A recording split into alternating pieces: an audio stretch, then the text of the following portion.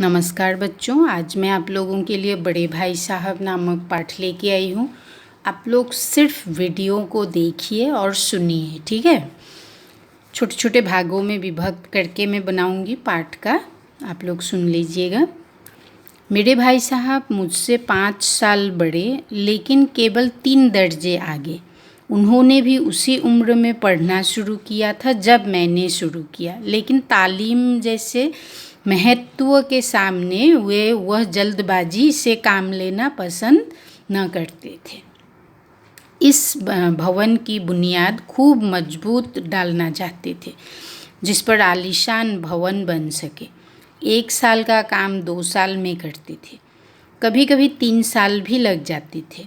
बुनियाद ही पुख्ता न हो तो मकान कैसे पायदार बने। मैं छोटा था, वह बड़े थे। मेरी उम्र 9 साल की थी, वह 14 साल के थे। उन्हें मेरी तंबीह और निगरानी का पूरा और जन्मसिद्ध अधिकार था, और मेरी शालीनता इसी में थी कि उनके हुक्म को कानून समझूं।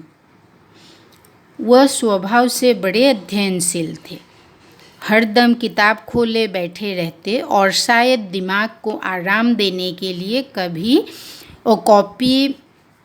कभी कॉपी पर किताब के हाशियों पर चिड़ियों, कुत्तों, बिल्लियों की तस्वीरें बनाया करते थे। कभी कभी एक ही नाम या शब्द वाक्य 10-20 बार लिख डालते। कभी एक शेर को बार बार सुंदर अक्षरों में नकल करते। कभी ऐसी शब्द रचना करते जिसमें न कोई अर्थ होता, न कोई सामंजस्य। मसलन एक बार उनकी कॉपी पर मैंने यह इबादत देखी: स्पेशल, अमीना, भाइयों भाइयों, दरअसल, भाई भाई, राधे श्याम, श्रीयुत राधे श्याम। 1 घंटे तक इसके बाद एक आदमी का चेहरा बना हुआ था।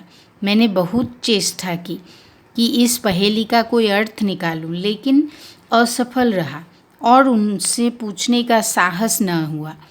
वह 9वीं जमात में थे, मैं 5वीं में। उनकी रचनाओं को समझना मेरे लिए छोटा मुंह बड़ी बात